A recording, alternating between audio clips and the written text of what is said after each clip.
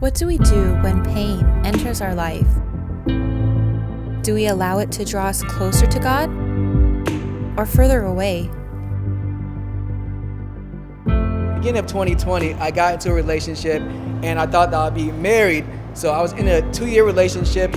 I got engaged after 1 year, and then in 2021, the engagement failed and I was completely broken, completely heartbroken, and I was in a lot of pain.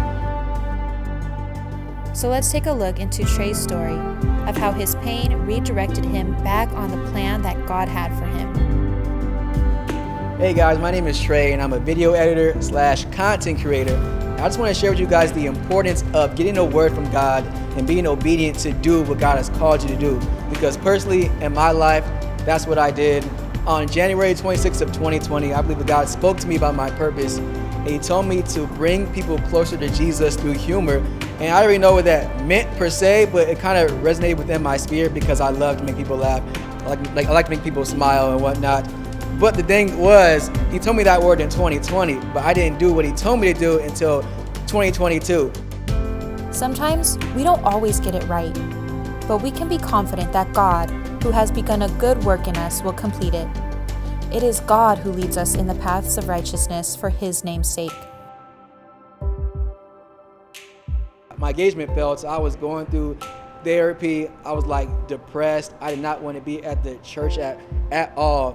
But I remember what God told me to do. And even when I was going through all that pain, I remember just what God spoke to me. That word, I just held on to the word that God spoke to me. And steadily, I was just creating content on Instagram. Around this time, I was around about 9,400 followers, which is not, it's nothing to be mad about. 9,400 followers, that's a good amount of followers right there. But as I was posting, I kind of remember what God told me to post about bringing people closer to Him through humor. So I kind of tailored my videos towards the Bible. So I remember I made a video about Jesus turning the water into wine, and that video, it blew up. It blew up for me, and I got my first 1 million plays on Instagram. And from that point on, I gained about 10,000 more followers, and I kept on posting. My account grew, but the thing was, it wasn't anything that I was doing. I was just being obedient to do what God told me to do. It was God who gave the increase. I was just being obedient to do what He told me to do. So I'm thankful that I remember to do what God told me to do.